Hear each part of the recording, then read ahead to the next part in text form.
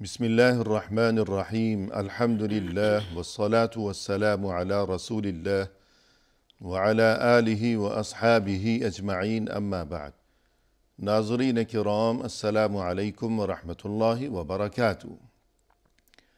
تفہیم دین کی اس بزم کے ہمراہ ہم آپ کی خدمت میں حاضر ہیں۔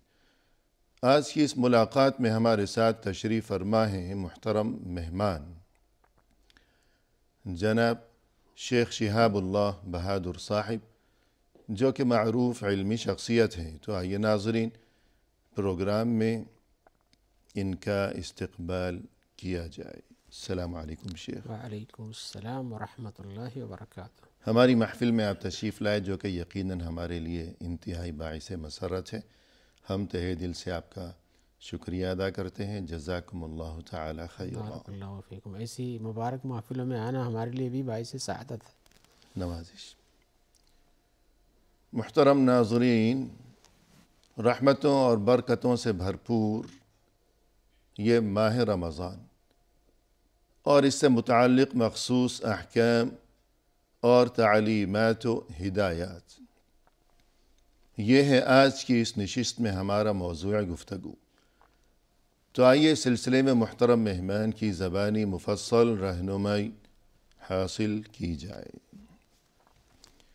محترم، یہ ارشاد فرمائیے گا کہ اب جب کہ اس ماہ مبارک کا بیشتر حصہ گزر چکا ہے، تو اس باقی ماندہ حصے میں ہمیں اس بارے میں غور و فکر کرنا چاہیے کہ ماہ رمضان اور اس مہینے کا روزہ، اس میں در حقیقت ہمارے لیے تعلیم و تربیت کا بہت ہی اہم ترین پہلو ہے۔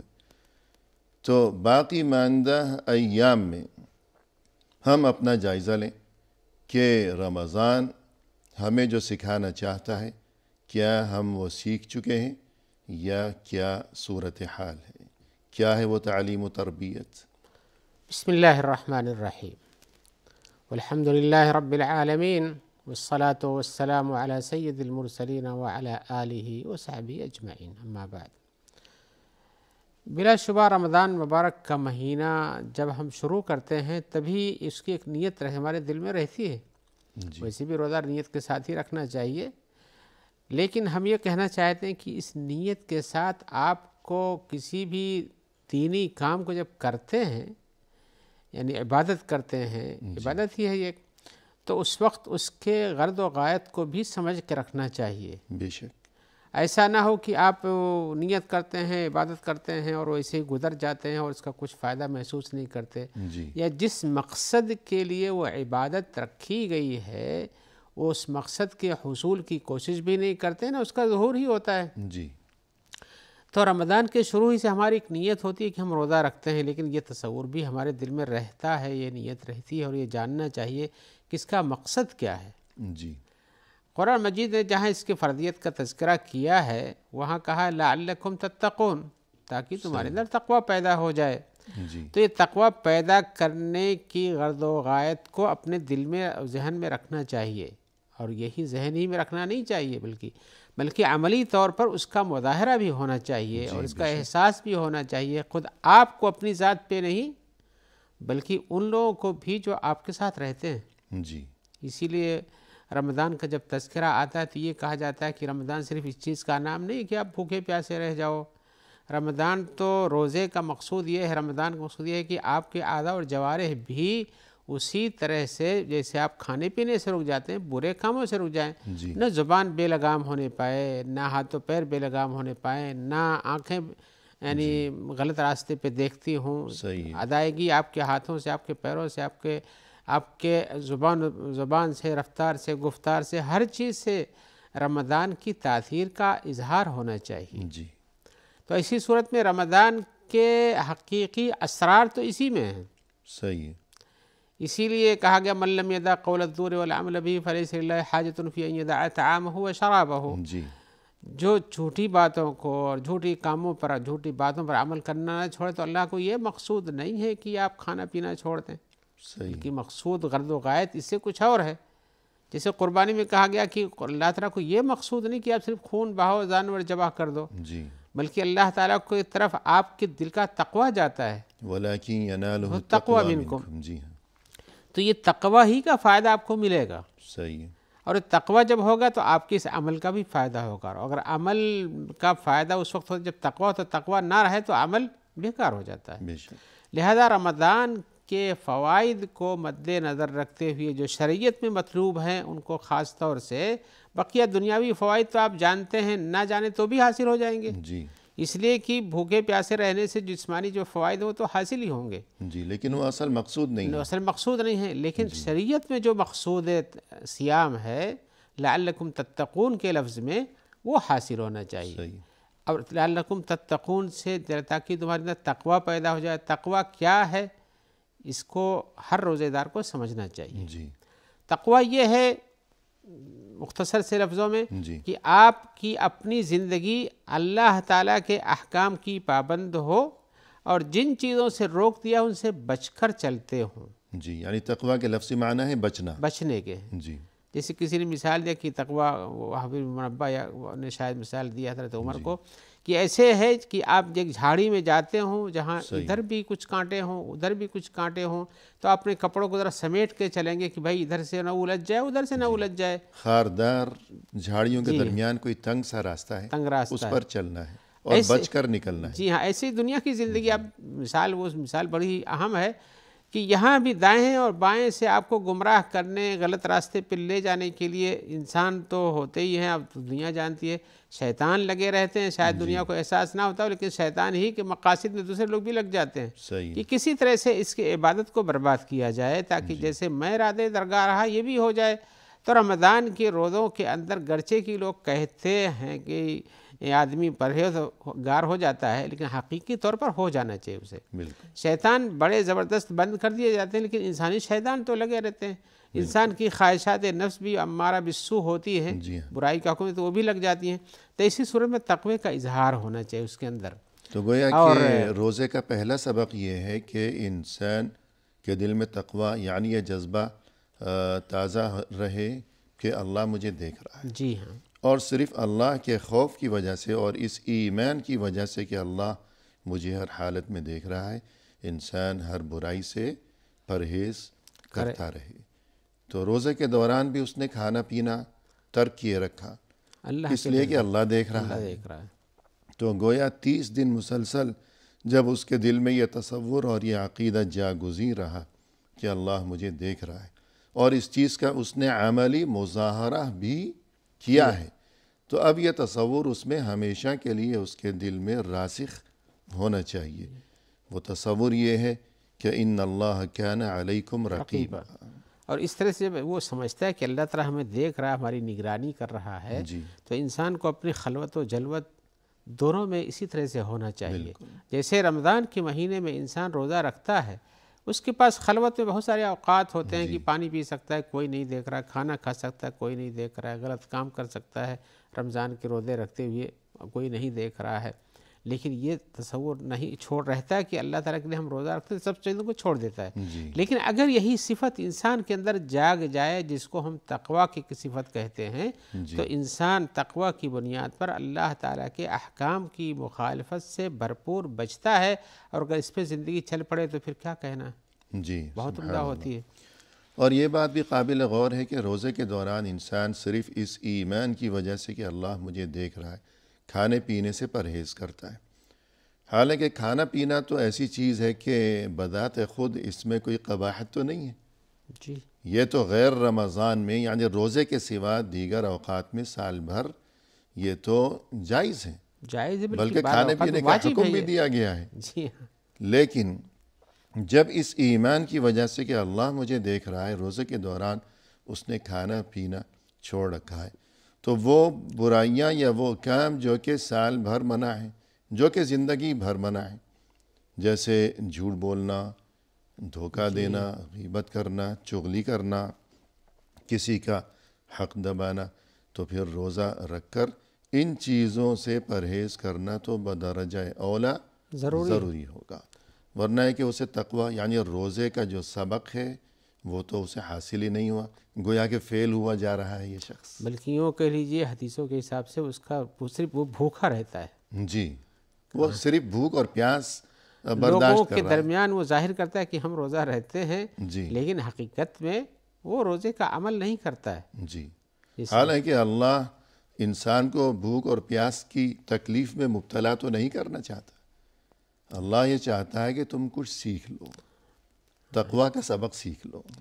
اسی لیے میں نے پہلے بھی کچھ دیر پہلے کہ انسان کو روزہ رکھتے ہوئے اس کے مقصد روزہ کو سمجھ کے چلنا چاہیے. بالکل جی. ایسا نہ ہو اس سے روزہ رہے اور اس سے غافل رہے، تاکہ اس کورس میں وہ کامیاب ہو کامیاب سکے. رہے. اگر اپنے سامنے ہمیشہ رکھتا ہے اور جس مقصد کو جانتا ہے، عملی طور پر یوں مشینی طور پر نہیں چل رہا ہے. جی جی. تقویٰ تو دل سے ہوتا ہے، تو دل سے اس کو سمجھ رہا ہے، اس کے حساب سے چلتا ہے، تو انسان اس مقصد میں کامیاب ہوتا ہے. جی. تو ایک سبق روزے کا یہ ہو گیا کہ ہم اپنا جائزہ لیں کہ ہم میں تقوی پیدا ہوا یا نہیں ہوا. دوسرا سبق یہ ہے روزے میں کہ انسان کے لیے روحانی غذا، روحانی خوراک، اس بارے میں کچھ فرمائیے گا. جی ہاں، قبل اس کے بیان کو یہ بات اور کہہ دوں کہ انسان جب سے مقصد روزہ کو سمجھ کے چلتا ہے جی اور اللہ کے لیے ہی کھانا پینا چھوڑتا ہے، تو اس کا ثواب ہی ایک درجہ نہیں، اس کے ثواب کئی درجہ بڑھ جاتے ہیں. جی بے شک. اس لیے کہ مقصد کو یاد رکھا، اس کے حساب سے کام کیا جو اللہ نے بتایا کہ لعلکم تتقون، اور متقی بن کر چلتا ہے تو حدیث میں آیا کہ اس کے ثواب بڑھا دیے جاتے ہیں. سبحان اللہ. بلکہ ثواب بڑھانے کا یہ بھی کیا گیا ہے کہ اللہ تعالیٰ کہتے ہیں کہ میں ہی اس کا بدلہ دوں گا. اب یہ کتنا ہوگا اللہ تعالیٰ کا دیا ہوا؟ ہر کوئی اپنی حیثیت کے مطابق انعام دیا کرتا ہے. تو روزے میں تو اللہ تو احکم الحاکمین، بادشاہوں کا بادشاہ. روزے کے صحیح مقصدیت کو یاد کر کے آدمی روزہ رکھے اور اسی پر چلے تو اس کا ثواب یوں جو متعین ہے کہ 10 گنا ملتا ہے، 70 گنا ملتا ہے، لیکن 700 گنا ملتا ہے، جیسے اعمال کے اندر اخلاص ہوتا ہے. جی. لیکن روزے کے اندر جو اخلاص سے عمل پایا جاتا ہے اس کا ثواب اللہ نے کہا کہ میں دوں گا، اور چونکہ یہ میرے ہی خوف سے، میرے تقوی سے، میرے ہی ڈر سے سب کچھ چھوڑتا ہے. تو اللہ تعالیٰ اس رمضان کے روزوں کی ایک خاص خصوصیت رکھی ہے کہ تقوی کامل کی بنیاد پر اس کا ثواب بھی بہت بڑھ جاتا ہے. یعنی روزے کی شان نرالی ہے. جی ہاں. اور روزے دار کے لیے جو اجر و ثواب ہے وہ حدود و قیود سے بالاتر ہے. کیا 10 گنا، کیا 700 گنا، وغیرہ وغیرہ. اب اللہ تعالیٰ کتنا دیں گے وہ تو پتہ نہیں، لیکن یہ تو ظاہر ہے کہ اللہ تعالیٰ کا دیا وہ کسی سارے انسانوں کو جو آپ تصور کر سکتے ہیں کسی کے دینے کو، اس سے کئی گنا زیادہ ہو سکتا ہے.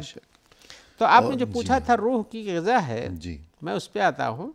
روح کی غذا ہے بلا شبہ انسان جسمانی طور پر یہ ہے، اس کا جسم ہے، اس کا بدن ہے جسے کھانے پینے کی ضرورت ہے. صحیح. اس کی غذا کھانا پینا ہے، ہوا لینا ہے، اور اسی طرح سے یہ سب انسان کے جسم کی غذائیں ہیں. جیسے دیگر تمام زمینی مخلوقات کی کیفیت ہے. ان کو بھی سورج کی روشنی چاہیے، ہوا چاہیے، پانی چاہیے، کھانے پینے کا سامان چاہیے. اس قسم کی جو انسانی یا کسی بھی زندگی یا کسی بھی جسم کو جو ضرورت ہوتی ہے چلتے پھرتے کو، تو وہ ضرورت تو کھانے پینے سے پوری ہوتی ہے. لیکن انسان کے اندر ایک خصوصیت اس کی روحانی کیفیت بھی ہے جس کو حدیثوں میں یا قرآن مجید میں بار بار اس بات کی طرف ابھارا گیا ہے کہ ان کے دلوں پر کیا تالے لگ گئے ہیں. وہ قرآن مجید کو سوچتے سمجھتے نہیں، یا اسی طرح سے کیا انہیں خوف نہیں ہے، یا روزے میں جو لوگ روزہ چھوڑ دیتے ہیں یا روزے کی مخالفت کرتے ہیں ان کے بارے میں کہا کہ ان کے بھوکا پیاسے رہنے سے کچھ حاصل نہیں ہوتا ہے. تو گویا کہ بھوکا پیاسے رہنا یا کھانا پینا چھوڑ دینا ہی روزے کا مقصد نہیں، بلکہ یہ انسان کی تو ضرورت تھی جو خاص مقصد کے لیے رکھا گیا تاکہ یہ دیکھا جا سکے کہ انسان کس حد تک اللہ تعالیٰ کی فرما برداری میں اپنے آپ کو جن چیزوں کے لیے خاص طور پہ کوشش کرتا تھا، اس کی خواہش رکھتا ان کو بھی چھوڑ دیتا ہے. درست. تو اس بارے میں انشاءاللہ مزید گفتگو وقفے کے بعد. ناظرین فی الحال لیتے ہیں مختصر سا وقفہ، ہمارے ساتھ ہی رہیے گا.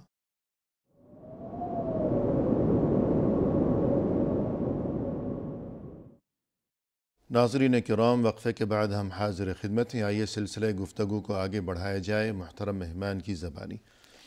شیخ، وقفے سے قبل آپ نے یہ تذکرہ فرمایا کہ روزے میں ہمارے لیے تعلیم و تربیت کا پہلو بھی ہے، لہذا باقی ماندہ جو چند دن رہ گئے ہیں اس ماہ مبارک کے، تو ہمیں غور کرنا چاہیے کہ وہ تعلیم اور وہ پیغام ہم سمجھ چکے ہیں یا کیا معاملہ ہے. تو تو اس سلسلے میں روزے کی ایک تعلیم یہ ہے کہ انسان اپنی روحانی کیفیت میں ترقی پیدا کرے. کس طرح؟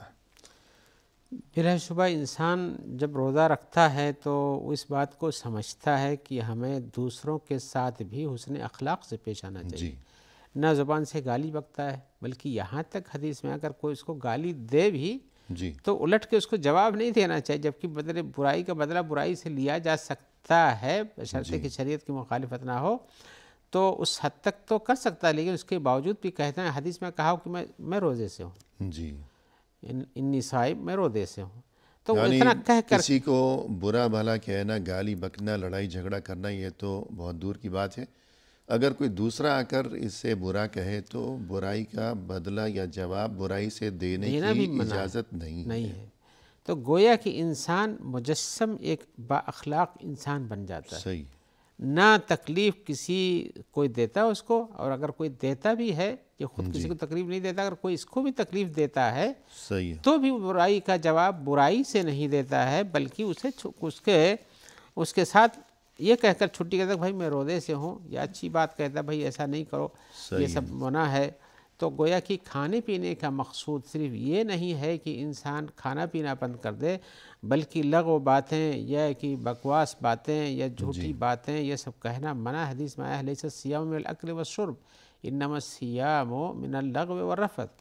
یہ رک جانا صرف کھانے پینے سے رکنے کا نام نہیں، بلکہ بری باتوں کے، لغو باتوں سے، جھوٹ اور بیکار فحش باتوں کے کہنے سے بھی رکنا ضروری ہے. صحیح. لہذا جھوٹی باتیں یا ان پر عمل کرنا یا جھوٹی باتوں کو یا غلط باتوں کو دوسرے سے پیش آنا، یہ سب منع ہو جاتا ہے. اس سے پہلے آپ نے یہ جو تذکرہ فرمایا تھا کہ روحانی ترقی کے سلسلے میں کہ تمام زمینی مخلوقات میں جو خصوصیات ہوا کرتی ہیں، جو ان کی ضروریات ہوا کرتی ہیں، تو وہی تمام خصوصیات انسان کی بھی ہیں کہ اسے کھانا پینا بھی چاہیے، لیکن اس کی ایک روحانی زندگی بھی ہے. تو یہ کیوں ہے کہ انسان واحد مخلوق ہے کہ جو زمینی مخلوق بھی ہے، آسمانی مخلوق بھی ہے؟ جی ہاں، اوپر سے اتر کے کہ دونوں زندگیاں اس کے اندر موجود ہیں. تو یہ کس طرح ہے، کیوں؟ یہ ہر کوئی جانتا ہے کہ ہم آدم کی اولاد ہیں. جی. اور آدم جنت میں رہا کرتے تھے. جنت پر رہنے والے سارے لوگ ہی اچھے ہوتے ہیں. جی. لیکن جنت میں رہتے ہوئے ان سے جو غلطی ہوئی، اس کے نتیجے میں زمین پہ اتارا گیا. تو جنتی صفات تو ان کے اندر ہونا چاہیے. جی. یعنی اللہ نے انسان کو، آدم کو پیدا کیا مٹی سے، تو انسان گویا کہ زمینی مخلوق ہے. لیکن آدم کو مٹی سے بنایا، زمین مخلوق، لیکن ان کے اندر وہ بہت ساری ایسی صفات ہیں جو فرشتے کرتے ہیں، جیسے عبادت ہے، جیسے قرآن مجید کی تلاوت ہے، اللہ تعالیٰ کے احکام کی پابندی ہے، شریعت کی پابندی ہے. یہ ساری چیزیں عام مخلوقات پر نہیں ہیں. جی. مکلف نہیں ہے وہ. تو اس کے اندر دو پہلو ہیں. زمین سے پیدا ہونے کے ساتھ زمینی مخلوق اور بھی جو ہیں حیوانی شہوانی خواہشات بھی اس کے اندر رکھی گئی ہیں، اور غلط راستے پہ بھی جا سکتا ہے، لیکن اس کے اندر ملائکہ کی صفات بھی ہیں جس سے وہ سیدھے راستے پر آتا ہے. تو یہ ملائکہ کی صفات اس کے اندر اس لیے ہے کہ اس کے اندر اللہ نے اپنے روح سے پھونک رکھا ہے. تو اللہ کے روح جس کے اندر پھونکی گئی ہو، اللہ کے روح سے اس کو روحانیت سے جس کو ملا ہو کچھ حصہ، تو بلا شبہ یہ اس کا پابند ہے. یعنی اصل بات یہی ہے کہ اللہ نے آدم کو پیدا کیا مٹی سے، انی خالق بشرا من طین، مٹی سے. لیکن یہ کہ وَنَفَخْتُ فِيهِ مِن رُوحِ، اللہ نے اس میں خود پھونک، یعنی روح خود اللہ نے ڈالی ہے، پھونک ماری ہے، روح ڈالی ہے، اللہ بہتر جانے. تو بہرحال پیدا کیا مٹی سے، لیکن جو نفخہ الہیہ ہے کہ اللہ نے اس میں روح پھونکی، تو یوں اس میں گویا کہ آسمانی دنیا سے بھی رشتہ جڑا ہوا ہے. جی. اب کبھی زمین سے اس کا رشتہ مضبوط ہو جاتا ہے اور آسمان سے دور، اور کبھی اس کے برعکس زمین سے رشتہ اس کا کمزور پڑ جاتا ہے، آسمانی دنیا سے قریب تر ہو جاتا ہے. فرشتے آسمانی مخلوق ہیں، وہ کچھ کھاتے پیتے نہیں ہیں. تو روزے کے دوران روزے دار جب کھانا پینا چھوڑ دیتا ہے تو گویا فرشتوں کے ساتھ اس کی مشابہت وہ مضبوط تر ہو جاتی ہے. اس لیے کہ فرشتے صحیح بات کھاتے پیتے ہیں، نورانی مخلوق ہیں، اور وہ صفات انسان کو پیدا کرنا چاہیے. انسان سے کی زندگی سے یہ چیز مطلوب بھی ہے، اور اگر یہی نہیں ہوتی تو اس کے لیے احکام اور قواعد اور شریعت کی پابندیاں اور دنیا میں فتنہ و فساد یا ابلیسی راستے سے دور رہنا، یہ ساری چیزیں نہیں اتاری جاتی۔ جی، اور جو ایک تعلیم یہ ہے روزے میں کہ یہ ہمیں اچھے اخلاق کو اپنانے کا سبق سکھاتا ہے۔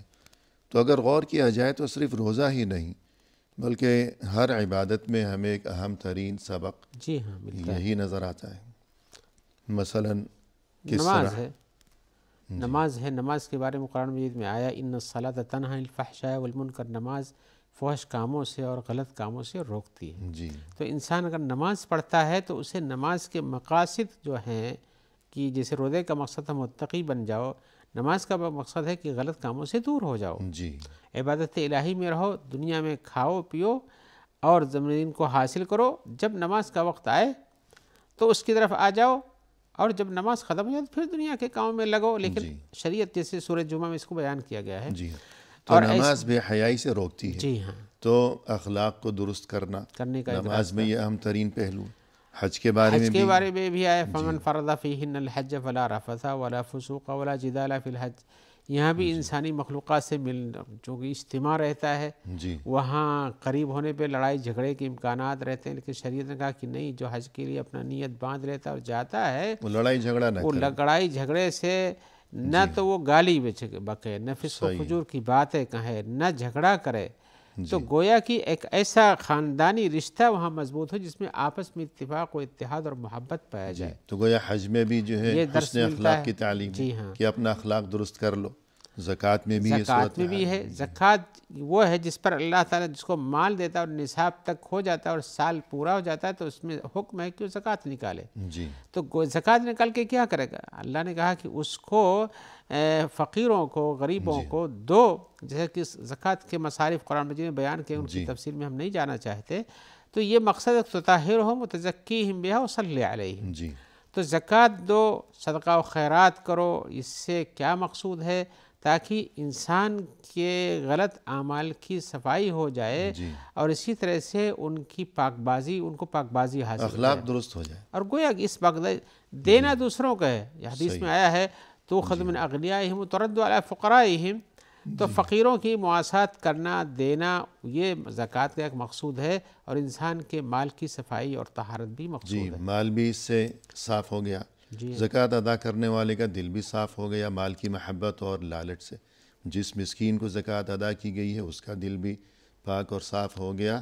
اغنیاء اور دولت مندوں کے خلاف نفرت اور انتقام اور احساس محرومی کے خطرناک جذبات سے۔ مزید یہ کہ زکوٰۃ جو ہے، یہ زکوٰۃ اس کو مانے بڑھنے کے ہوتے، دینے سے گھٹتا نہیں، بڑھتا ہے۔ جی جی مال بڑھتا ہے، بہت سے لوگ سوچتے ہیں کہ ہمارا اتنا گھٹ جائے گا، لیکن اللہ تعالیٰ کے نزدیک وہ گھٹتا نہیں، بڑھا دیا جاتا ہے۔ صحیح ہے۔ تو روزے میں بھی اہم ترین ایک پیغام یہی ہے کہ انسان اپنے اخلاق کو، اپنی عادات کو درست کرے۔ تو روزے کا پہلا سبق ہو گیا تقوی، سیکھ لیں ہم۔ دوسرا سبق یہ ہو گیا اپنی روحانی زندگی میں ہم ارتقاء اور بہتری اور اضافہ پیدا کریں۔ آسمانی مخلوق اور آسمانوں کے ساتھ، اللہ کے ساتھ اپنا رشتہ مضبوط کریں اور حیوانی خصلتوں سے دور رہنے کی کوشش کریں۔ تیسرا سبق ہو گیا اپنا اخلاق ہم درست کر لیں، ورنہ روزے کا کوئی فائدہ ہی نہیں۔ مزید کیا سبق ہمیں سکھاتا ہے مزید اسباق اس کے؟ حقیقت میں روزے کے اندر بہت سارے فوائد ہیں، جی، لیکن ہم چند کا یہاں تذکرہ کر رہے ہیں، پورے ایک بے احاطہ نہیں کر سکتے، لیکن یہ تذکرے ہمارے اس بات پہ منحصر ابھی چل رہے ہیں کہ اس کے عبادت کے حساب سے، ثواب کے حساب سے، اسلامی اخلاق کے حساب سے کیا کیا ملتا ہے۔ جی دنیاوی فائدے چھوڑ دیجیے، تو اس میں سے ایک چیز صبر بھی ہے۔ جی انسان حقیقت اپنی زندگی میں اس کے اوپر بہت سے اوقات آتے ہیں، اور صبر کا پہلو اگر چھوڑ دے تو ضیاع اور گمراہی میں چلا جاتا ہے۔ جی تو روزہ ایک صبر سکھاتا ہے کہ دیکھو جہاں اللہ کا حکم ہے صبر سے کام لو، و اللہ کے اطاعت کرنے میں ہر جگہ صبر کی ضرورت ہے۔ جی جاڑے میں وضو کرنا، گرمی میں گرم پانی سے وضو کرنا، باہر جانا، نماز پڑھنا، حاضری دینا، ایسے روزے میں روزہ رکھنا، جاڑے میں بھی، گرمی میں بھی، برسات میں بھی، جب بھی اس کا موسم آتا ہے انسان پر زندگی لمبی ہوتی ہے تو یہ سارے مواسم گزرتے ہیں، صحیح ہے۔ تو اس میں صبر سے کام لیتا ہے، موسموں کی شدت و حدت ہے، لیکن انسان صبر سے کام لیتا ہے۔ صبر سے کام لیتا ہے۔ جہاں دن بہت لمبے ہوتے ہیں، 18 گھنٹے 17 گھنٹے، یہاں بھی 15 گھنٹے تک پہنچ جاتا ہے، تو اس طرح سے اور یہ کہ بغیر کھائے پیے بیٹھا رہتا ہے لیکن صبر سے کام لیتا ہے. صبر سے کام، اس کا مطلب ہے کہ رمضان کے بعد بھی اگر کھانے میں ذرا سی تاخیر ہو گئی تو صبر سے کام لینا چاہیے. جی ہاں، قوت صبر اگر نہ ہو تو انسان تو تھوڑی دیر میں بہت پیاس لگی ہے، بہت بھوک لگی ہے، صحیح. تو صبر کا ایک مادہ پہنچاتا ہے، اور صبر کرنے والوں کا اجر و ثواب اللہ کے نزدیک بے حد بے انتہا ہے. جی بے شک. قرآن مجید میں آیا ہے انما یوفی الصابرون اجرہم بغیر حساب. صبر کرنے والوں کا حساب جو ہے یہ بغیر حساب کے ان کو بدلہ دیا جائے گا. جی تو گویا کہ دنیاوی معاملہ ہو یا آخرت کا معاملہ ہو، کامیابی سے ہمکنار ہونے کے لیے صبر بہت ضروری ہے، اور روزہ انسان کو صبر سکھاتا ہے. جی اور اسی طرح روزے کا ایک سبق یہ ہے کہ انسان نعمت کی قدر کو پہچانے. کس طرح؟ صحیح. حقیقت یہ ہے کہ انسان کو اللہ تبارک و تعالی نے جسمانی قوت دی ہے، جی تحمل کا موقع دیا ہے، اسی طرح سے مال و دولت سے نوازا ہے، اور یہ سب چیزیں اس کی قیمت ہے کہ اس کا شکریہ ادا کیا جائے، جی اس نعمت کا شکر ادا کیا جائے. اس شکر ادا کرنے کے یہ بہت سارے راستے ہیں. جیسے مال کی نعمت ہو تو اس کو اللہ کے راستے میں دینا چاہیے، جسمانی طاقت و قوت ہو تو اس کو صحیح جگہ استعمال کرنا چاہیے، اللہ کے جو احکام ہیں ان کی پابندی کرنا چاہیے. تو انسان نعمت کی قدر نہیں جانتا. کتنے ایسے افراد آپ کو نظر آئیں گے کہ بیچارے جاگتے ہیں، چلتے ہیں، رہتے ہیں، لیکن روزہ نہیں رکھ سکتے. ان کے پاس کوئی بیماری آ گئی ہے، کوئی پریشانی آ گئی ہے، اور جب نعمت چھن جاتی ہے تب اس کی قدر معلوم ہوتی ہے. تو انسان کو جب یہ یعنی نعمت ملی ہوئی ہے کہ مضبوط ہے، توانا ہے، کھانا پینا نصیب ہے، فراوانی ہے، فراوانی موجود ہے، جی اور حالات سازگار ہیں، تو شاید قدر محسوس نہیں ہوتی. لیکن روزے کے دوران جب اسے بھوک اور پیاس ستاتی ہے، پیٹ میں جو ہے ایک وہ آگ بھڑکنے لگتی ہے، تب اسے احساس ہوتا ہے کہ کھانا پینا کتنی بڑی نعمت ہے میرے اللہ کی طرف سے. ہاں، اگر جس کو نہیں ملتا ہے، جی جیسے اس کے لیے پابندی ابھی ہے شریعت سے، تو جس کو اللہ نے دیا نہیں ہے نعمت، جی اس کے احساس کو جاگنا چاہیے اس آدمی کے اندر. اور یہ تو ابھی چند گھنٹوں کے بعد جو ہے ہر قسم کے کھانے افطار کے دسترخوان پر دستیاب ہوں گے، کھا لے گا، پی لے گا.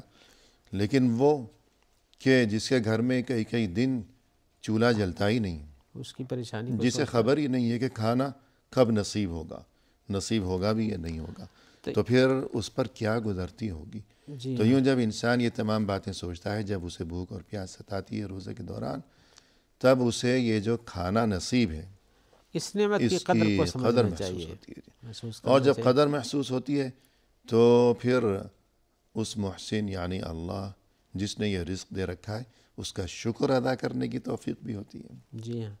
جب شکر ادا کرنے کی توفیق ہوتی ہے تو اسے بہت فائدہ بھی ملتا ہے.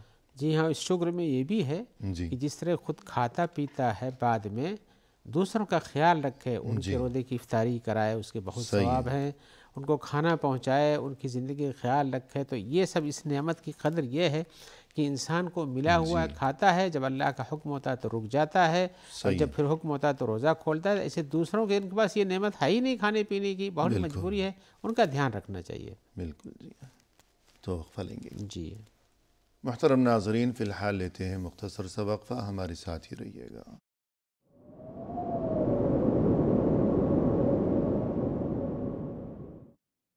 ناظرین، وقفے کے بعد ہم حاضر خدمت ہیں. آئیے سلسلہ گفتگو کو آگے بڑھایا جائے اپنے محترم مہمان کی زبانی.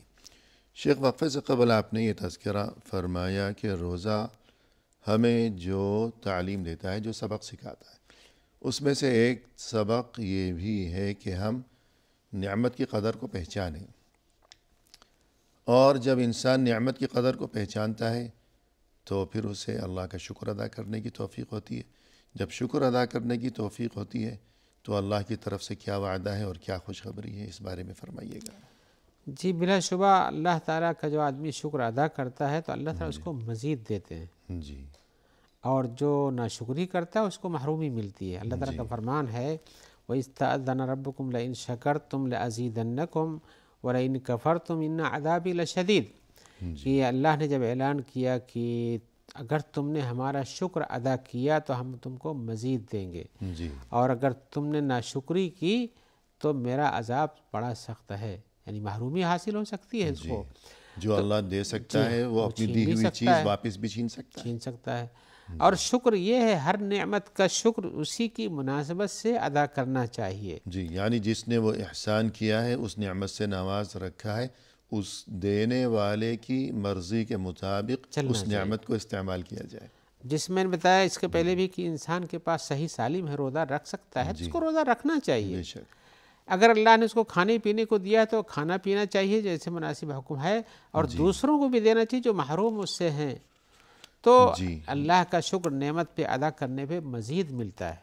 جی ہاں، اور جیسے کسی کا قول ہے کہ قید النعم بالشکر. جی ہاں، تمہیں جو نعمتیں نصیب ہیں انہیں باندھ کر رکھو. کس طرح؟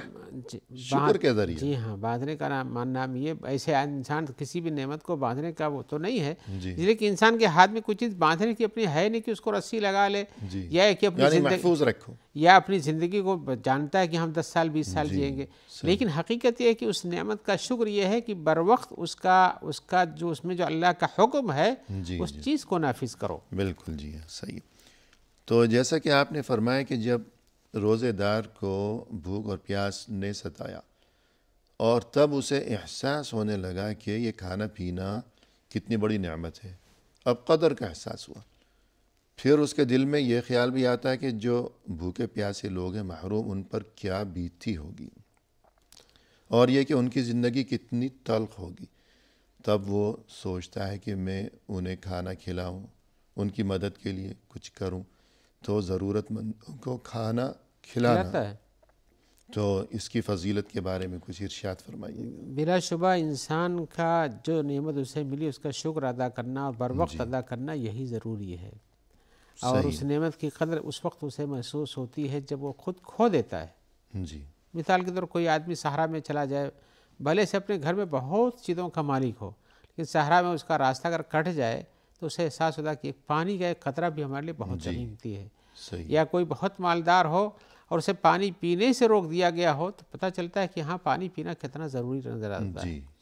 تو یہ سب چیزیں ہیں. تو حقیقت میں انسان کا اللہ تعالیٰ کی نعمتوں کا شکر ادا کرنا، یہ اللہ کی نعمتوں کے شکر ادا کرنے کے نتیجے میں ایک ایمان کا نتیجہ ہوتی ہے. بے شک. اس لیے قرآن مجید میں ہے کہ یہ اچھائی نہیں ہے، سورہ بقرہ کی آیت نمبر 77 میں ہے، بلکہ یہ کہ تم صرف مغرب مشرق میں اپنے سجدہ گاہ بنا لو، لیکن ایمان یہ ہے، اچھائی یہ ہے کہ تم اللہ پر ایمان لاؤ، آخرت کے دن پر ایمان لاؤ، فرشتوں پر ایمان لاؤ، اللہ کی کتاب پر ایمان لاؤ، فرشتوں پر ایمان لاؤ، اور مال کے چاہت کے باوجود بھی اپنے قرابت داروں کو، یتیموں کو، مسکینوں کو اور مسافروں کو، اور جو لوگ مانگتے ہیں یا گردن آزاد کرنے میں، ان سب کو عطا کرو. تو مال کی محبت تو ہر ایک کے پاس ہوتی ہے، لیکن اس مال کی اس لیے کہ اسے خود اپنا ہی کھانا رہتا ہے، اپنے بچوں کو کھلانا، لیکن اس کے باوجود بھی، اس محبت کے باوجود بھی انسان جب دیتا ہے یہ حقیقی سخاوت ہے.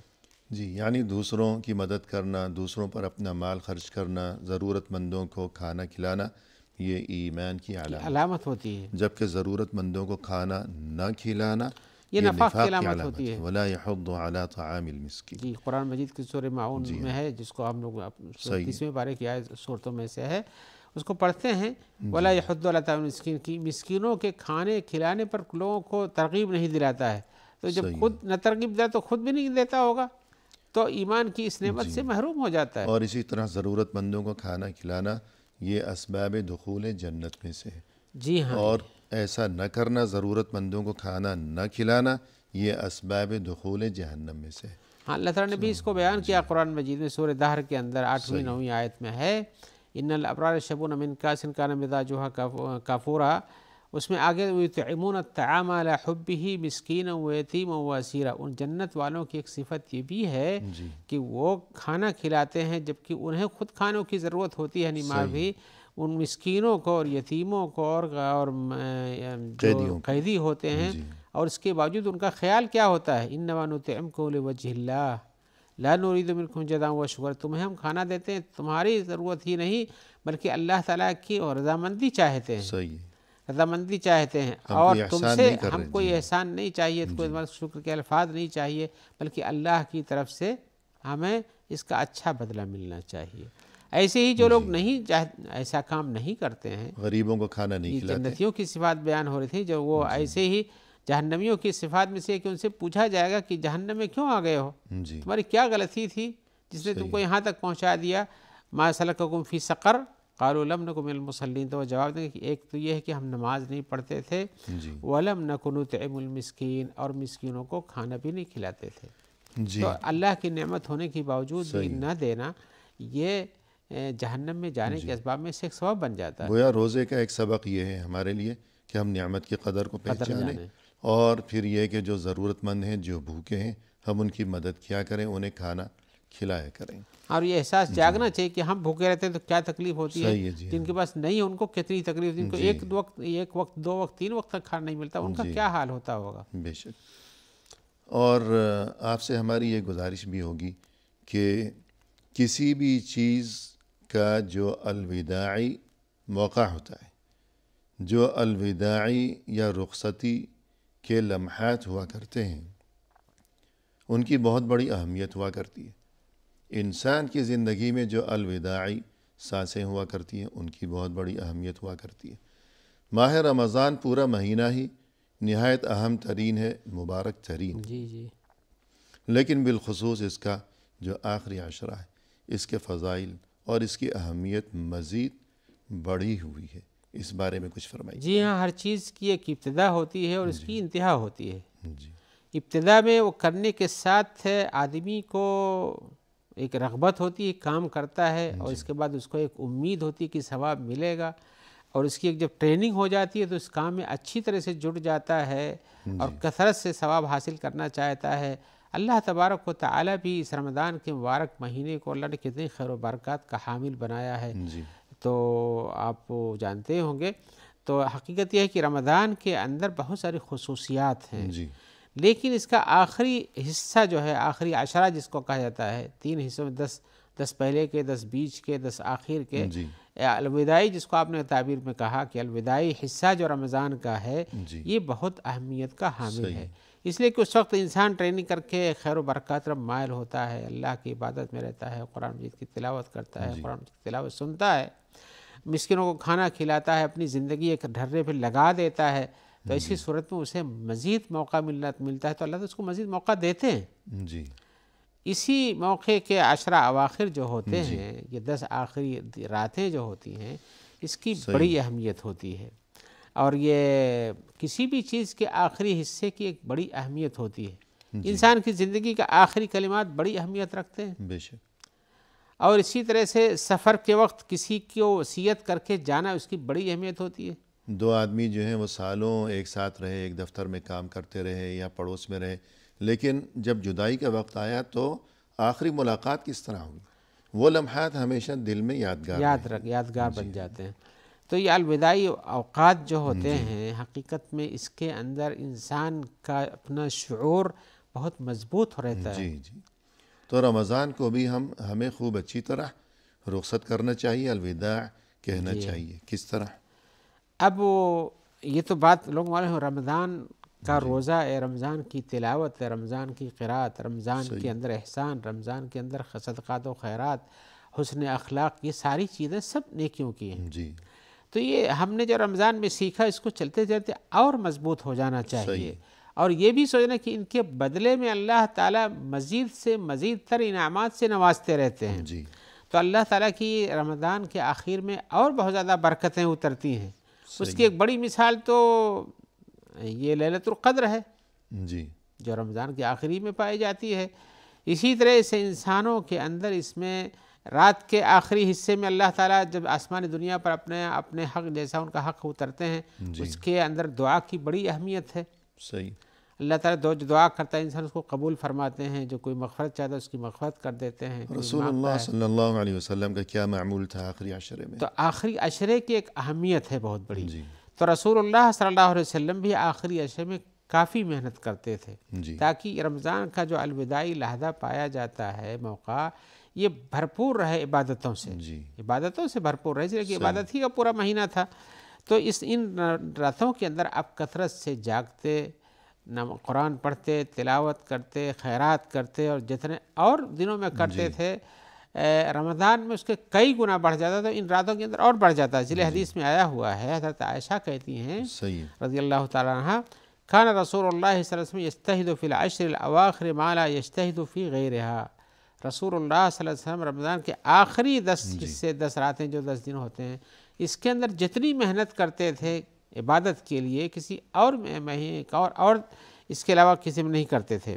یعنی ماہ رمضان کے آخری عشرے میں رسول صلی اللہ علیہ وسلم جس طرح مزید محنت کیا کرتے تھے اللہ کی عبادت کے معاملے میں، تو رمضان کے پہلے 2 عشروں میں جو محنت تھی آپ صلی اللہ علیہ وسلم کی، آخری عشرے میں اس سے کئی گنا بڑھ زیادہ جاتی محنت تھی، کیا کئی گنا کرتے بڑھ تھے. جاتی تھی. تو اس میں ہمارے لیے بھی یہی سبق ہے کہ ہم اس آخری عشرے کو غنیمت جانیں اور اللہ کی عبادت کا مزید اہتمام کیا کریں بلا شبہ. پروگرام کے اختتام پر ہم تہ دل سے آپ کا شکریہ ادا کرتے ہیں کہ آپ نے نہایت مؤثر اور دلنشیں انداز میں رہنمائی فرمائی.